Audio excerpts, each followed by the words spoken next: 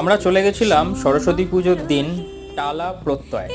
তো টালা প্রত্যয় আমরা জানি দুর্গাপুজোর জন্য বিখ্যাত, সেখানে যে এত বড় করে এত জাঁকজমকপূর্ণভাবে সরস্বতী পুজো হয় সেটা জানতাম না। তো আমিও একটা ভিডিও দেখেই গেছিলাম যেখানে নাকি খুব সুন্দর প্রতিমা করেছে। তো চলে তো গেলাম, গিয়ে দেখছি এত লাইন, মানে সরস্বতী পুজোয় প্রথমবার লাইন দিয়ে ঠাকুর দেখলাম।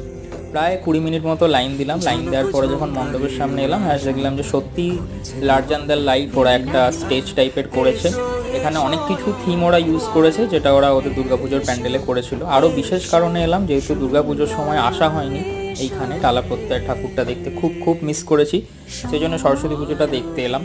তো কলকাতার মধ্যে এরকম মানে এতদিন সরস্বতী পুজোটা মানে ইয়াং জেনারেশনরাই সেটাকে বেশি প্রায়োরিটি দিত। মানে এখানে এসে দেখলাম যে সব মানে ছোট থেকে বড় সকলেই যাচ্ছে দেখতে, খুব সুন্দর হয়েছিল ঠাকুরটা।